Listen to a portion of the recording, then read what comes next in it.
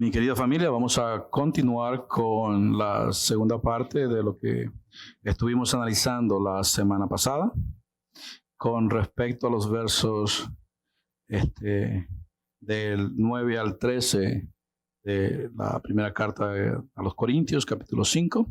La semana pasada estuvimos analizando los versos primarios que vienen siendo los versos del 9 al 10.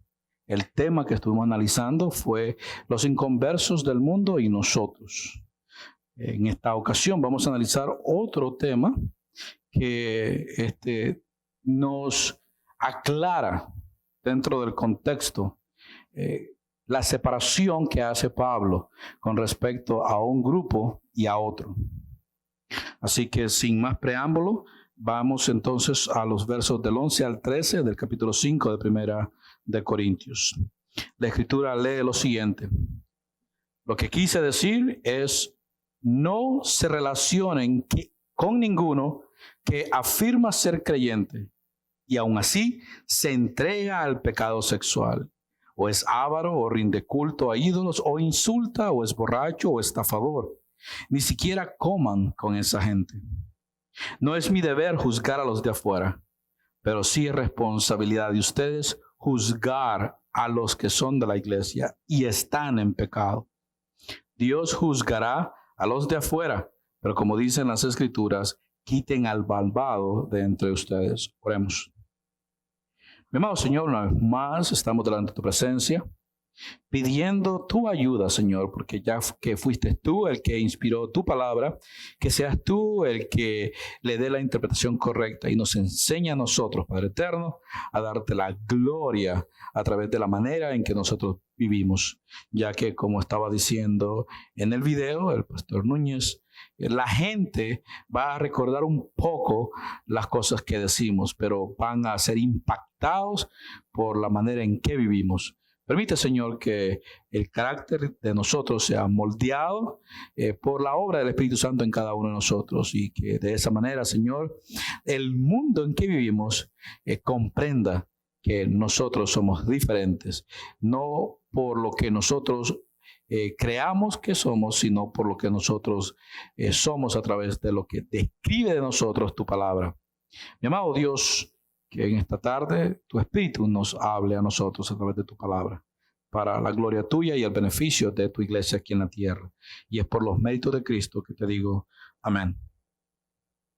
Familia, en estos últimos versos Pablo añade otra cosa de modo de aclaración. ¿Por qué de aclaración? Porque en los versos anteriores Pablo habló acerca de las personas que están en este mundo y que no podemos separarnos de ella. En los versos anteriores, cuando habla de esa lista, ¿verdad? Dice, uno tendría que salir de este mundo para evitar gente como esta. El tema era las relaciones interpersonales, pero ahora Pablo hace otra lista parecida, pero entonces apunta hacia otro grupo de personas. Es más, al final de la lista agrega algo bien fuerte. Dice, ni siquiera coman con esa gente. En pocas palabras, no se relacionen de una manera íntima con esta clase de personas.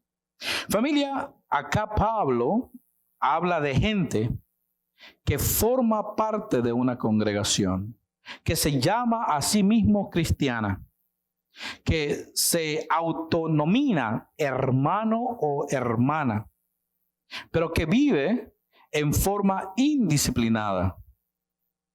La pregunta del millón, mi querida familia, es aquí: ¿a quién se está refiriendo Pablo? Familia, Pablo no está haciendo mención de que si un hermano o hermana, aún siendo cristiano, haya o no haya pecado. La realidad es que muchos, si no es que todos, ya sea de una manera u otra, en alguna ocasión caímos en algún pecado.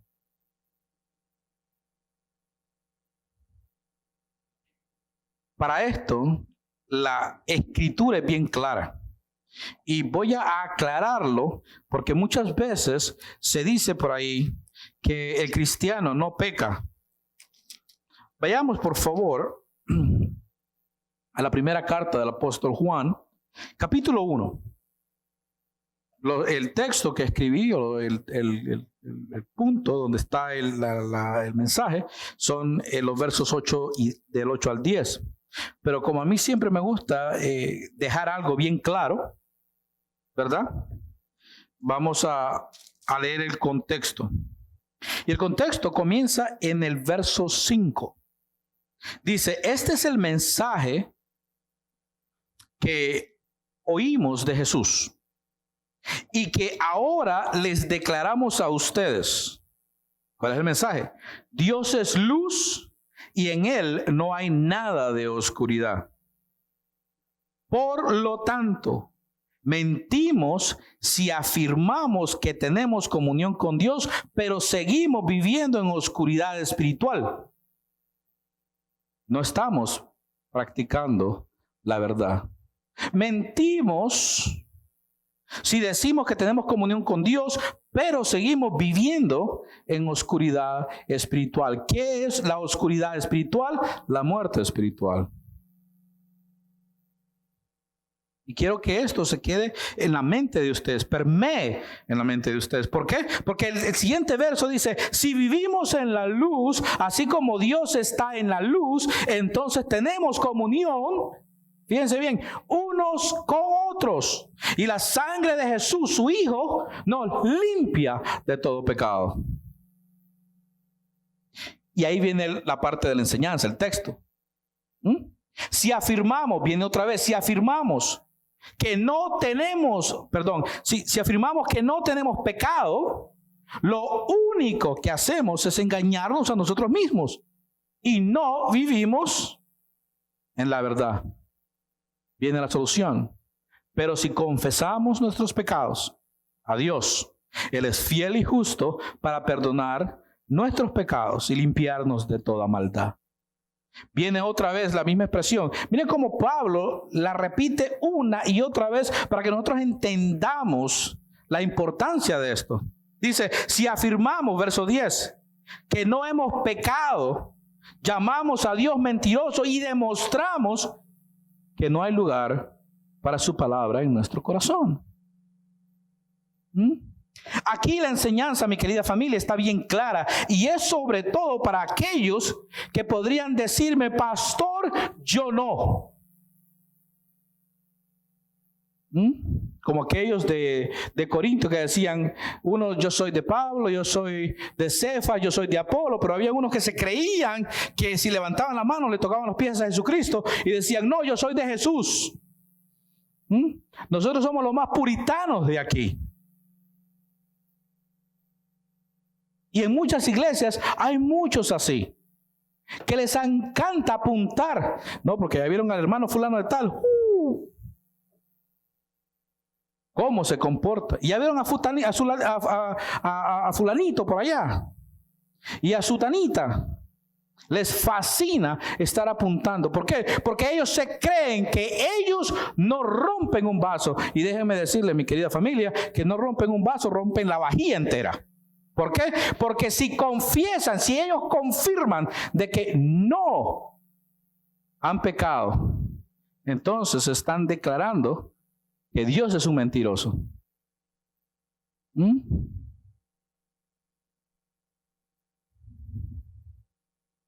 Familia, el texto no dice esto. El texto es bien claro. Habla de una vida constante.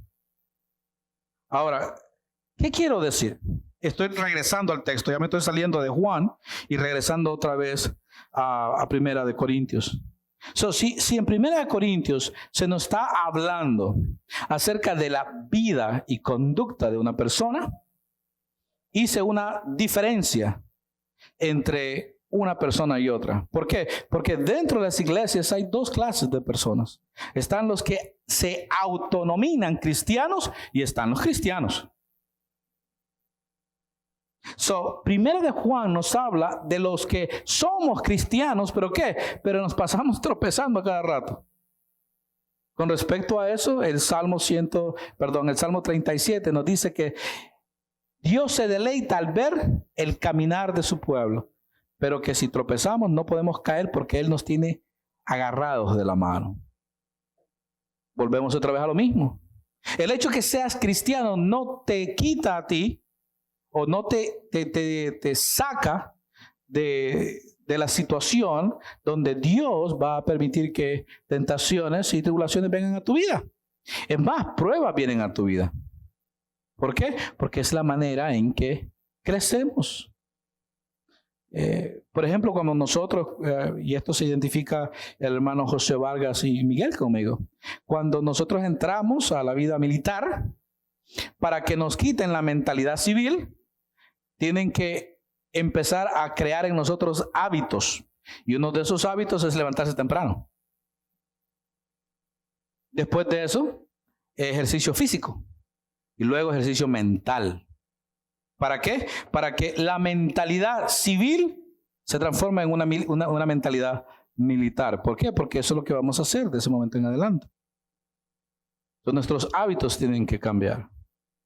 ¿Pero qué? Continuamos siendo seres humanos, continuamos teniendo sentimientos para con nuestras familias, tenemos sentimientos para con aquellas personas. Y a veces esos sentimientos luchan. Muchos son capaces de poner sus sentimientos a un lado y seguir adelante con su vida militar. Pero hay otros que no. En el caso de la vida cristiana es parecida. Venimos a Cristo Jesús y Jesús empieza a moldearnos a nosotros a través de la obra del Espíritu Santo, a cambiarnos. ¿Para qué? Para hacer de nosotros aquello que Él quiere hacernos. Pero regresando a este texto, el texto no se está refiriendo a esta persona que tiene este problema. El texto aquí habla de las personas que tienen una vida constante en pecado. Es decir, una persona que la conoce la iglesia, se da a conocer en círculos sociales eclesiásticos, porque se congrega, probablemente se ha hecho miembro de alguna iglesia, pero que su vida va por un camino completamente distinto concerniente a los valores cristianos. Y usted me podrá decir, bueno, pastor, ¿y dónde se encuentran los valores cristianos? Libro de Levítico, Antiguo Testamento, y capítulos 5, 6 y 7 del Nuevo Testamento. Para aquellos que estudiaron Urbacat, ya saben a lo que me refiero. Los estatutos del reino. Ahí están los valores de la vida cristiana. Vuelvo y repito. Esto no es para aquel hermano o hermana que haya caído y que después se haya arrepentido. Para con nuestro deber como iglesia es restaurarlo en el amor cristiano, corregirlo como corresponde, pero animándolo a levantarse y a seguir adelante en este peregrinaje al cual Dios nos ha llamado. Familia, la realidad es que si hubiese pecado no quiere decir que todo está perdido, aunque ciertamente está mal lo que haya hecho cuando pecó, pero si es creyente verdadero, él se va a arrepentir, y si se arrepiente, se va a necesitar una restauración y una ayuda para que regrese al camino. No debemos olvidarnos nunca, mi querida familia, de que como iglesia debemos ayudar a la persona a que supere ciertas cosas que van a ser el resultado de haber pecado. Cuando me refiero a esas cosas, me refiero al sentimiento de culpa, al sentimiento de vergüenza por haber hecho lo que hizo, también al desprecio de la gente. Cosas como esas, la persona se va a sentir mal. Y muchas personas lo que hacen es, se van de las iglesias y se va para otra iglesia pensando que allá nada va a suceder. Y el problema es que si no se confronta consigo mismo, no importa la iglesia que vaya, su pecado eventualmente lo va a alcanzar. Donde quiera que está, tiene que confrontar su situación. Primeramente, arrepentirse, pedirle perdón a Dios. Y luego empezar a mostrar que en verdad Él se ha arrepentido y ha comenzado una mejor relación con Dios. Pero concerniente a la iglesia debe de apoyar a todos los hermanos. De ahí que en 1 de Pedro, capítulo 4, verso 8, el apóstol nos recuerda lo siguiente: lo más importante de todo es que sigan demostrando profundo amor unos a otros. ¿Por qué? Porque el amor cubre una multitud de pecados. ¿Se acuerdan cuando estuvimos aprendiendo a hacer la diferencia entre cubre y encubre? Cubre significa no vamos a andar de chismosos por todo Fort Myers y Lehigh, ¿verdad? Ventilando todo lo que están haciendo todos. No. Pero tampoco vamos a tolerar ciertas prácticas. Volviendo al texto. Déjenme decirle, familia, que aquí el texto nos enseña del pecado, no enseña del pecador casual, de aquel o aquella que se equivocó una o varias veces. Aquí me habla del que se entrega al pecado sexual. Y como resultado es avaro o rinde culto a ídolos, o insulta o es borracho o estafador. La palabra clave es se entrega. Vive una vida entregado al pecado. Lo disfruta, lo anhela, lo calcula y hasta lo planea. Y lo que es aún peor, después que lo hace, no siente nada, absolutamente nada. Son aquellos de los que Pablo le advirtió a Timoteo en la primera carta a Timoteo, capítulo 4, versos del 1 al 2, y prosigue, pero solamente voy a tocar estos dos versos. Pablo le dijo: ahora bien, el Espíritu Santo nos dice claramente que en los últimos tiempos algunos se apartarán de la fe verdadera. Seguirán espíritus engañosos y enseñanzas que provienen de demonios. Estas personas son hipócritas y mentirosos y tienen muerta la conciencia. Familia, estas personas no cambian y al parecer no tienen ninguna intención de cambiar. Pero no obstante, se sienten cómodos dentro de las iglesias y se hacen llamar hermano o hermana. Alguien me podría decir: bueno, pastor, pero si estas personas no tienen intención de cambiar, ¿por qué siguen metidos dentro de la iglesia? La respuesta es muy sencilla: porque traen una agenda premeditada. Y esa agenda es venir a las iglesias y confundir al pueblo de Dios. Esa es la agenda de ellos. Usted me va a decir: bueno, pastor, ¿y de dónde saca usted eso? Bueno, vayamos a Mateo capítulo 13.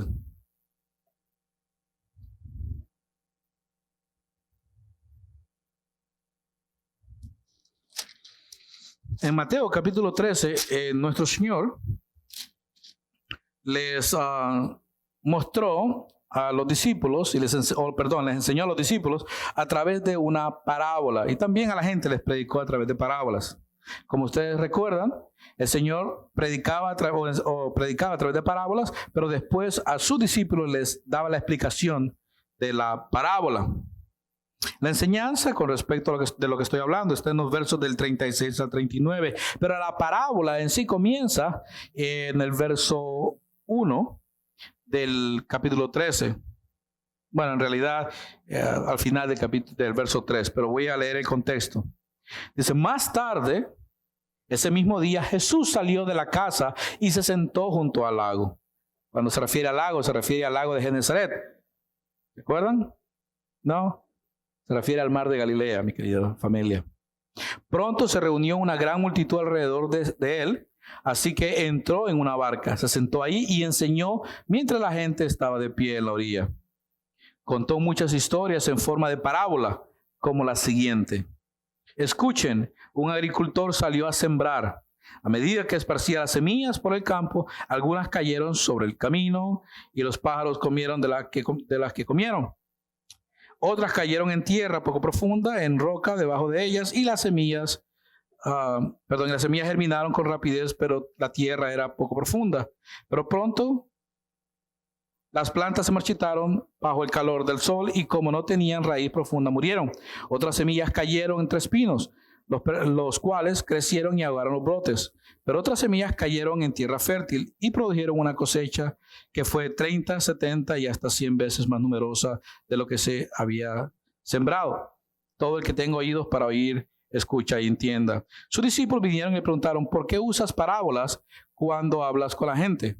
A ustedes se les permite entender los secretos del reino, le contestó. Pero a otros no.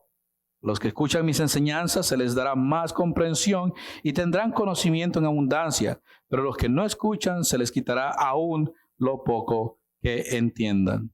Primera parábola. Luego él viene y habla de la segunda parábola, que es la que va con el texto. Esta se encuentra en el verso 24, o sea, más adelante. Dice, la siguiente es otra historia que contó. El reino del cielo es como un agricultor que sembró buena semilla en su campo. Pero aquella noche, mientras los trabajadores dormían, vino su enemigo, sembró hierbas malas entre el trigo y se escabulló. Cuando el cultivo comenzó a crecer y a producir granos, la maleza también creció. Los empleados del agricultor fueron a hablar con él y le dijeron, Señor, el campo donde usted sembró la buena semilla está lleno de maleza. ¿De dónde salió?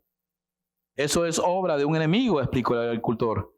¿Arrancamos la maleza?, le preguntaron. No, contestó el amo. Si lo hacen, también arrancarán el trigo. Dejen que ambas crezcan juntas hasta la cosecha. Entonces les diré a los cosechadores que separen la maleza, la aten en manojos y la quemen y pongan el trigo en el granero. Después de eso, él continúa enseñando a través de parábolas. Pero salgamos de esa parábola porque esa es la parábola que nosotros debemos de entender. Y vamos entonces a la explicación de esa parábola que se encuentra en los versos del 36 en adelante. Dice el verso, luego Jesús dejó a las multitudes afuera y entró en la casa. Sus discípulos le dijeron, por favor, explícanos la historia de la maleza en el campo. Jesús respondió, el Hijo del Hombre es el agricultor. Y recuerden que cuando Jesucristo habla del Hijo del Hombre, se refiere de Él mismo. O sea, Él es el que está sembrando, ¿no? El campo, dice, es el mundo. Y la buena semilla representa a la gente del reino. La maleza representa a las personas que pertenecen al maligno. El enemigo que sembró la maleza entre el trigo es el diablo, la cosecha es el fin del mundo y los cosechadores son los ángeles. Más claro ni el agua.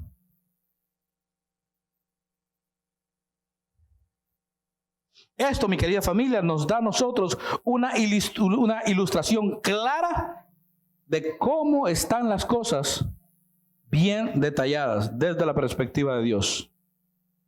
El mundo, los del reino, los de Satanás, el fin del mundo y quiénes son los que vienen a buscar a los hijos del reino.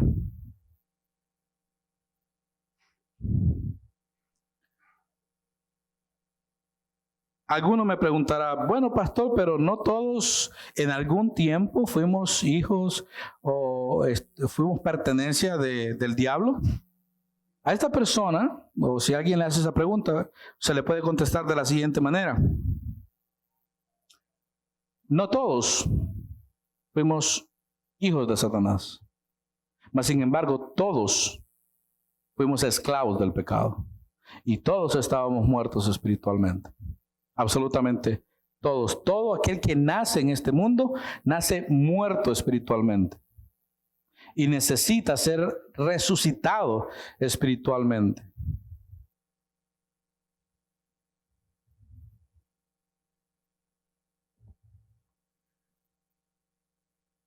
Por lo tanto,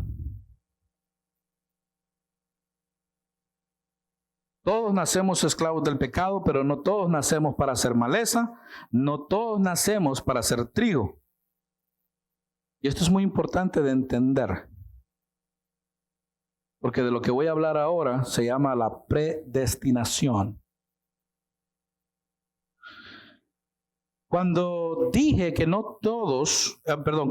todos nacemos esclavos, me refiero a la esclavitud de la cual Cristo nos liberó a los que creemos en Cristo Jesús. Romanos capítulo 6, verso 6 nos amplia más esto. Cuando Pablo le dice a los romanos, sabemos que nuestro antiguo ser pecaminoso fue crucificado con Cristo para que el pecado perdiera su poder en nuestra vida. Ya no somos esclavos del pecado. Ya no somos esclavos del pecado, pero fuimos esclavos del pecado. Ahora, los que son de Satanás continúan siendo esclavos del pecado. Por lo tanto, todos en algún momento de nuestra vida fuimos esclavos del pecado. Ahora bien, cuando dije que no todos nacemos para ser maleza o hijos de Satanás, solo repetí lo que la Escritura enseña al respecto. El texto, 1 de Juan, capítulo 3, versos del 11 al 13. La Escritura dice o enseña al respecto. Este es el mensaje que ustedes han oído desde el principio, que nos amemos unos a otros. No debemos ser como Caín. Y es interesante que Jesús en esa enseñanza, Juan en esa enseñanza se remonta a Caín, a los primeros. Dice, quien pertenecía al maligno y mató a su hermano. ¿Notan la pertenencia a? Si todos en algún tiempo hubiéramos pertenecido a Satanás, la enseñanza fuera Caín y Abel que le pertenecían al maligno. Pero no, él hace una aclaración. Solamente Caín le pertenecía al maligno. Y entonces en forma de pregunta dice, cuando dice, y mató a su hermano, y dice, ¿y por qué lo mató? Y él mismo contesta la pregunta, porque Caín hacía lo malo y su hermano lo correcto. La conducta, el estilo de vida hace la diferencia del que pertenece a Satanás y el que pertenece a Cristo Jesús. Así que, amados hermanos, no se sorprendan si el mundo los odia. Y cuando se refiere al mundo, se refiere a aquellos que piensan como Caín. Otro texto, Juan capítulo 6, versos del 70 al 71. Ahora Jesucristo está hablando con sus discípulos y les dice, entonces Jesús dijo, yo los elegí a ustedes 12, pero hay uno de ustedes que es un diablo. Se refería a Judas, hijo de Simeón Iscariote, uno de los 12, quien más tarde lo traicionaría. ¿Notaron? Fue claro con los 12. Yo los elegí a ustedes y hay uno de ustedes que es un diablo. O sea, de los 12 hay 11 que no lo son, pero hay uno de ustedes que es un diablo. Y vamos a retocar este texto más adelantito, en este mismo en un par de minutos. Luego, en Judas capítulo 1, verso 4, también la Escritura nos enseña, les digo esto, porque algunas personas que no tienen a Dios se han infiltrado en sus iglesias diciendo que la maravillosa gracia de Dios nos permite llevar una vida inmoral. Y viene lo que Judas enseña, inspirado por el Espíritu Santo. La condena de tales personas fue escrita hace mucho tiempo, pues han negado a Jesucristo, nuestro único dueño y Señor.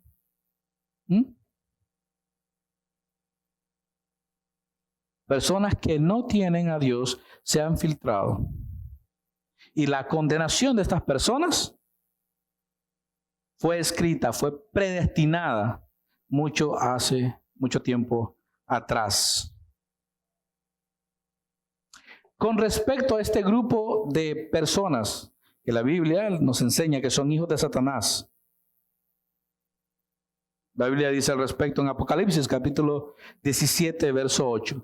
El comportamiento de ellos en el tiempo de la gran tribulación, dice, les digo esto, Porque algunas personas que no, perdón, estoy repitiendo Judas, Apocalipsis 17:8, la bestia que vistes antes vivía, pero ya no. Sin embargo, pronto subirá del abismo sin fondo e irá a la destrucción eterna.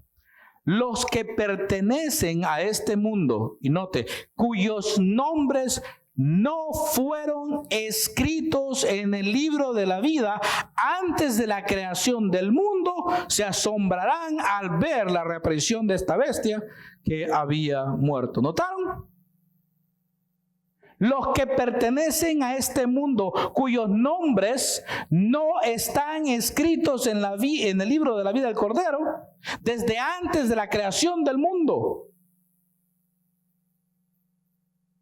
Los que son hijos de Satanás, sus nombres nunca fueron escritos en el libro de la vida del Cordero.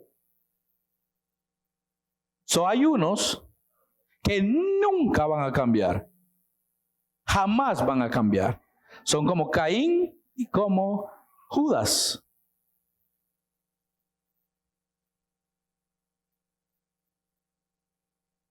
Con respecto a estos, noten lo que dice el capítulo 20, verso 15 de Apocalipsis. Y todo el que no tenía su nombre registrado en el libro de la vida fue lanzado al lago de fuego. Y hay un punto claro. O está escrito o no está escrito tu nombre. ¿Cuándo fue escrito? Desde antes de la creación del mundo.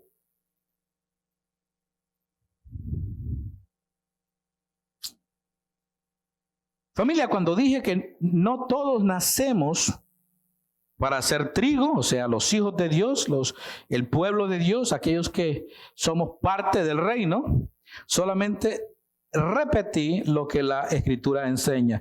Ya está claro lo de los hijos de Satanás. Ahora vamos a ver los hijos de Dios. ¿Dónde comienza todo? Con Jesús.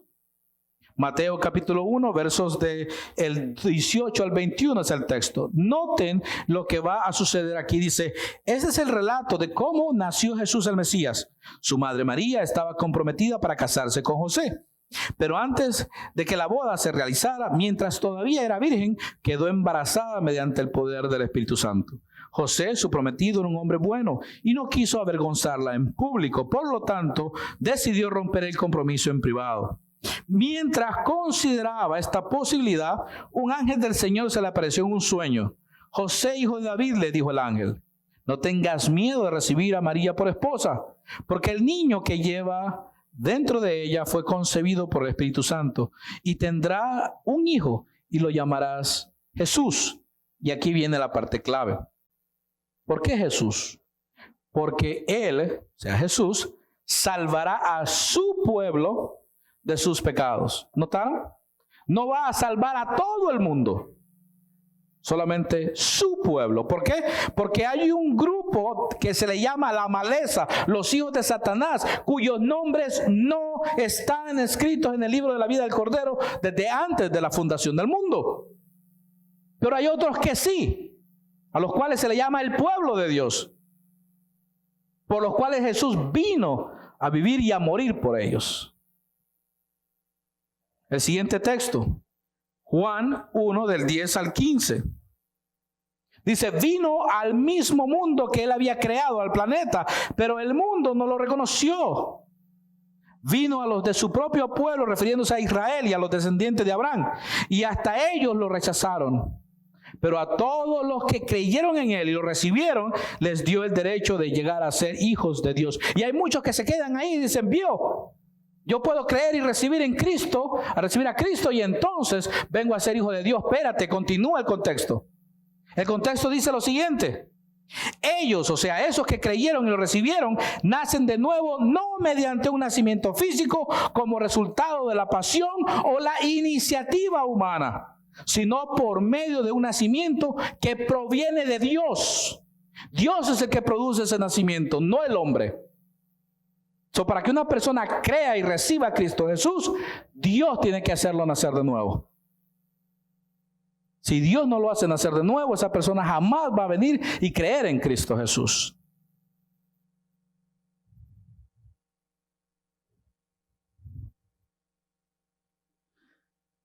El siguiente texto,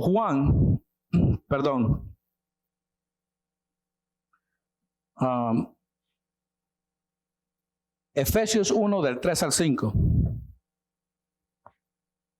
Pablo dice, toda la alabanza sea para Dios, el Padre de nuestro Señor Jesucristo, quien nos ha bendecido con toda clase de bendiciones espirituales en los lugares celestiales. ¿Por qué? Porque estamos unidos a Cristo. Incluso, y viene el por qué. Antes de haber hecho el mundo, antes de la creación del mundo, Dios nos amó y nos eligió. ¿En quién? En Cristo. ¿Para qué? Para que seamos santos e intachables a sus ojos. Dios decidió de antemano, la Reina Valera utiliza la expresión, Dios predestinó adoptarnos como miembros de su familia al acercarnos a sí mismo por medio de Jesucristo. Y termina diciendo, eso es precisamente lo que él quería hacer y le dio gran gusto hacerlo. Iniciativa de Dios, Dios quiso hacerlo. Pero indaguemos más en el asunto con respecto a los hijos de Dios. Romanos 8 del 29 al 30 es el texto. Pues Dios conoció a los suyos de antemano, ya lo hemos leído. Efesios no lo enseña, Juan no lo enseña. Ahora viene Pablo y dice, Dios conoció a los suyos de antemano y los eligió para que llegaran a ser como su hijo, a fin de que su hijo fuera el hijo mayor de muchos hermanos. Después de haberlos elegido, Dios los llamó para que se acercaran a Él. Y una vez que los llamó, los puso en la relación correcta con Él. Y luego de ponerlos en la relación correcta con Él, les dio su gloria.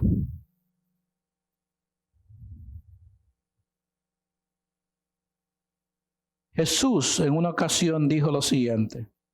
Cuando después de que los 72 discípulos vinieron de predicar en Perea, venían contentos, venían diciéndole, Señor, tú sabes que hasta los demonios nos tienen miedo y se van. Jesús les dijo, pero no se alegren de que los espíritus malignos los obedezcan. Alégrense porque sus nombres están escritos en el cielo. Lo que ustedes creen que están haciendo aquí no debe ser motivo de alegría. Su motivo de alegría debe ser porque sus nombres están escritos en el libro de la vida. Pablo en una ocasión, el texto de Filipenses 4 del 2 al 3, dijo también lo siguiente. Ahora les ruego a Evodia y a Síntique, dado que pertenecen al Señor, que arreglen su desacuerdo. Era un problema que había habido entre estas dos hermanas. Y te pido a ti, mi fiel colaborador, que ayudes a estas dos mujeres, porque trabajaron mucho a mi lado para dar a conocer a otros la buena noticia, o sea, el evangelio. Trabajaron junto con Clemente y mis demás colaboradores, noten esto, cuyos nombres están escritos en el libro de la vida.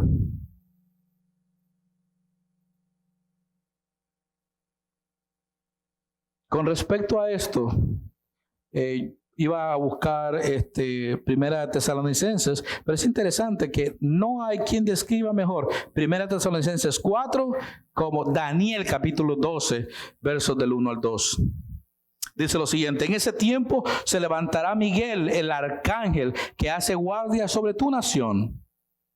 Entonces habrá un tiempo de angustia como no lo hubo desde que existen las naciones. Cuando se hace referencia a la gran tribulación, al tiempo de los últimos 3 años y medio de la gran tribulación.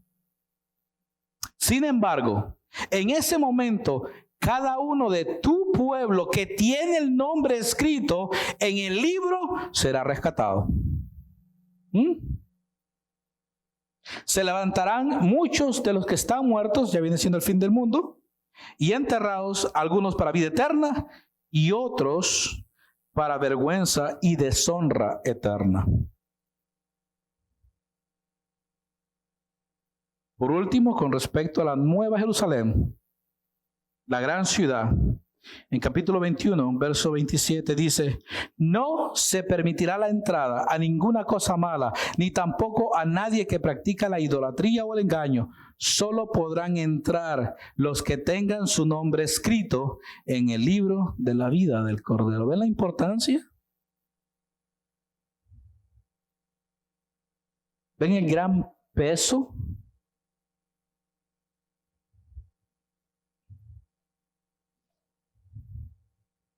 Muchas veces, muchas iglesias le dan más importancia a ministerios. No, debemos darle la importancia que nosotros debemos de darle. Debemos de darle la importancia al amor para con Dios primeramente y el uno para con el otro. Eso es lo importante. Lo importante no es tanto qué programas tenemos en la iglesia, sino el demostrarnos el amor. Cuando nos enteramos que un hermano está en el hospital, visitémosle, llamémosle, estemos ahí por él. Con la comunicación como está ahora, mínimo un texto de llamada, algo para mostrar el amor.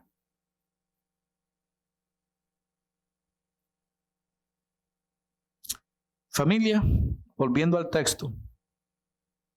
Pablo dice en el texto que no es su deber juzgar a los de afuera, cuando se refiere, porque él hizo una aclaración de los que estaban afuera y los que están adentro. Dice, no es mi deber juzgar a los de afuera, pero sí es responsabilidad de ustedes juzgar a los que son de la iglesia y están en pecado. Los que están dentro de la iglesia y están viviendo en pecado. Los que se han entregado, los que dicen que son cristianos, pero no lo son.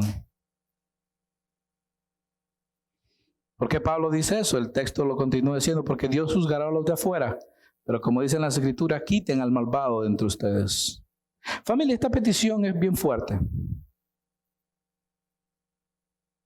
No es agradable, especialmente cuando tienes que apartar de una iglesia a aquellos que se portan amablemente contigo, aquellos que están ofrendando, aquellos que dicen nosotros ayunamos, nosotros hacemos esto, hacemos lo otro y muestran que están comprometidos con la iglesia.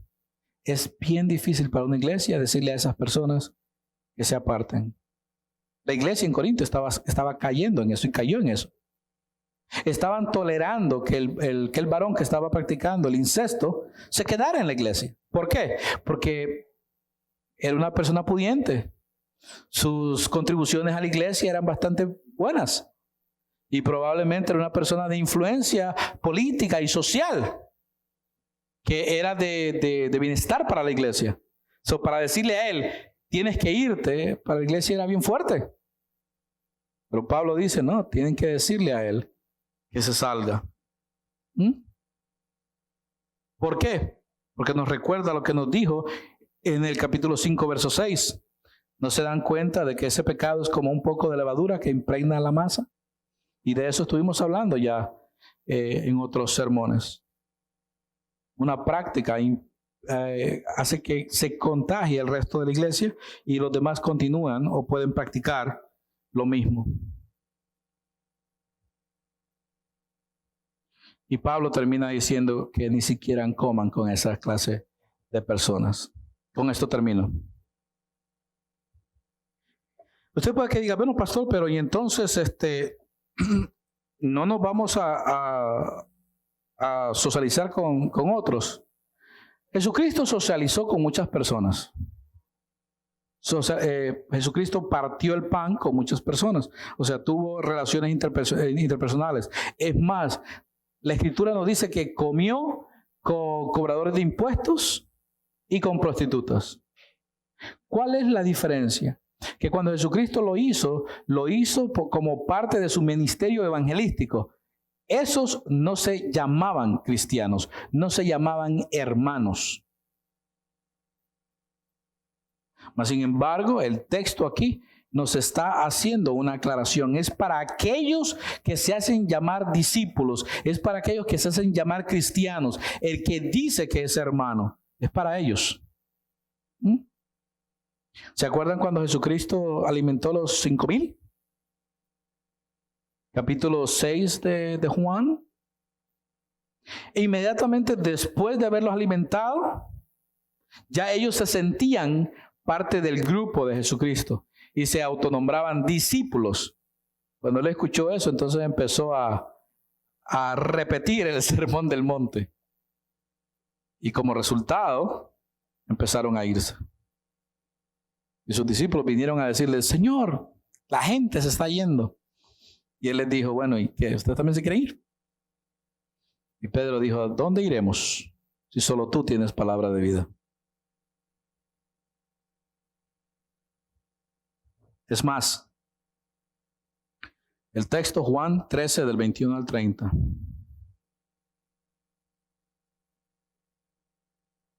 La escritura enseña lo siguiente. Entonces Jesús, muy angustiado, exclamó: les digo la verdad, uno de ustedes va a traicionarme. Los discípulos se miraron unos a otros sin saber a cuál se refería. Esto sucede después de la cena. El discípulo a quien Jesús amaba estaba sentado a la mesa a su lado. Simón Pedro le hizo señas para que le preguntara a quién se refería. Entonces ese discípulo se inclinó hacia Jesús y le preguntó: Señor, ¿quién es? Jesús le contestó: es aquel a quien le doy el pan que mojo en el plato. Y después de mojar el pan, se lo dio a Judas, el hijo de Simón Iscariote. Cuando Judas comió el pan, noten lo que dice ahí. Satanás, no dice un demonio, Satanás, el mismo, entró en él. Satanás vino y se posesionó de Judas. Entonces Jesús le dijo: apresúrate a hacer lo que vas a hacer. Ninguno de los demás que estaba a la mesa entendió lo que Jesús quiso decir. Como Judas era el tesorero del grupo, algunos pensaron que Jesús le estaba diciendo que fuera a pagar por la comida o que diera algo de dinero a los pobres. Así que Judas se fue enseguida y se internó en la noche. Volviendo otra vez a Judas, él le pertenecía a Satanás.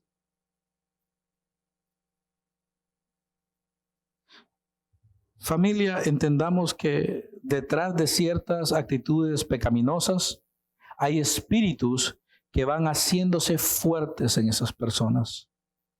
Y una persona que se entrega, que está dispuesta a practicar hábitos para complacer los placeres de la carne, atrae a espíritus que complacen los placeres de la carne. ¿Qué quiero decir? Que tanto él como ella, con su estilo de vida, está usando su cuerpo como templo de adoración a Satanás. Y eso fue lo que le sucedió a Judas. Vivió una vida viviendo un hábito que se hizo fácil para Satanás entrar en él. Y es interesante que Jesús estaba ahí, los discípulos estaban ahí, y Satanás entró en Judas.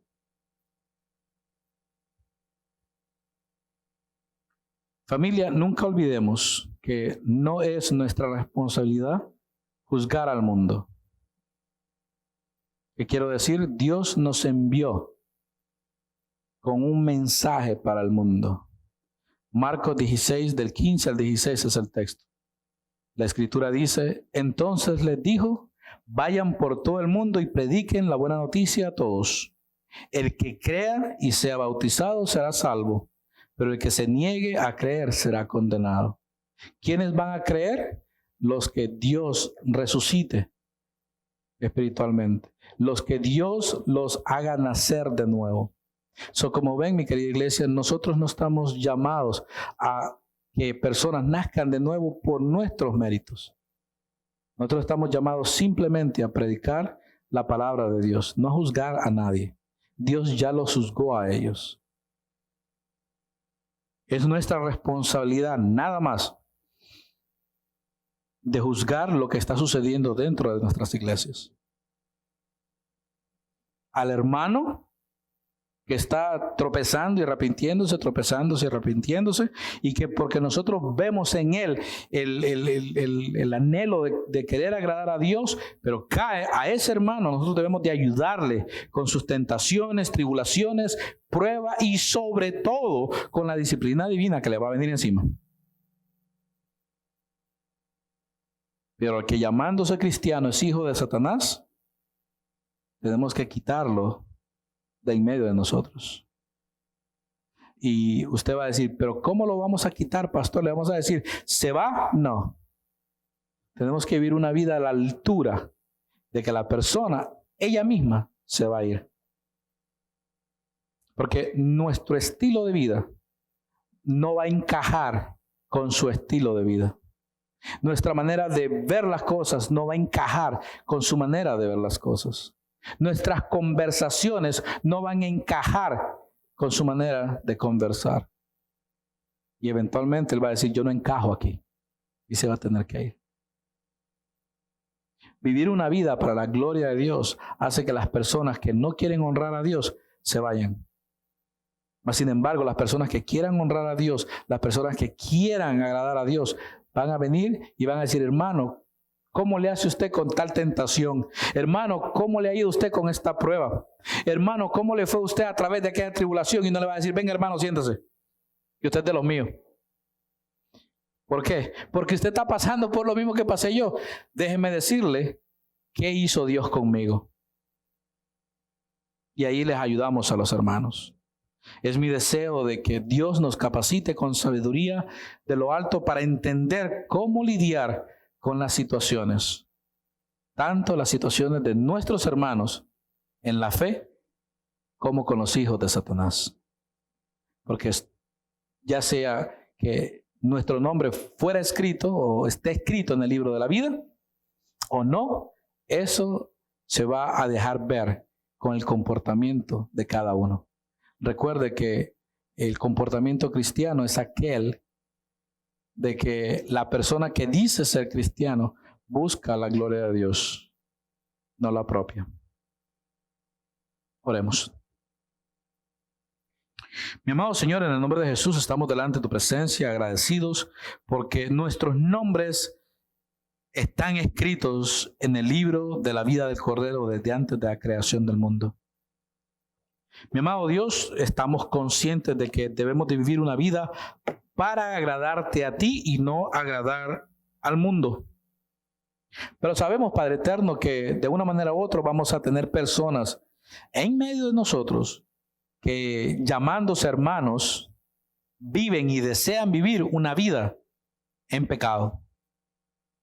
Padre eterno, ayúdanos a vivir una vida de una manera tal que las tales personas decidan no relacionarse con nosotros. Mi amado Dios, permite que la luz que somos nosotros brille en medio de las tinieblas.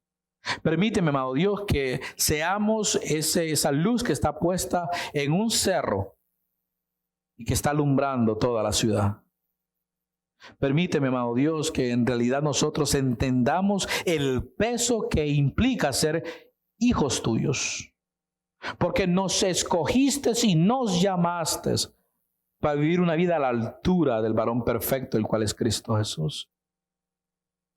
Nos llamaste para hacer aquellas obras que tú predestinaste tiempo atrás. Permíteme, amado Dios, que tomemos nuestra cristiandad bien en serio, mi amado Dios. Porque somos tu pueblo, el pueblo por el cual Jesucristo, sin necesidad, se encarnó, vivió una vida de perfección y murió como un condenado.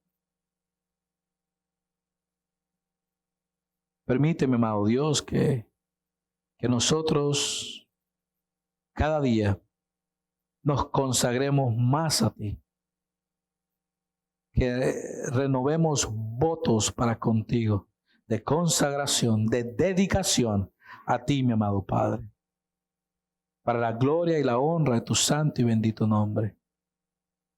Permíteme, amado Dios, que no solamente en esta tarde, sino que siempre nosotros aprendamos de ti a través de tu palabra y que hagamos aquello a lo cual hemos sido llamados, y es predicar tu evangelio a toda criatura. Mi amado Dios, bendícenos con la bendición del Padre, del Hijo y del Espíritu Santo. Y es por los méritos de Cristo que te lo pido. Amén y amén.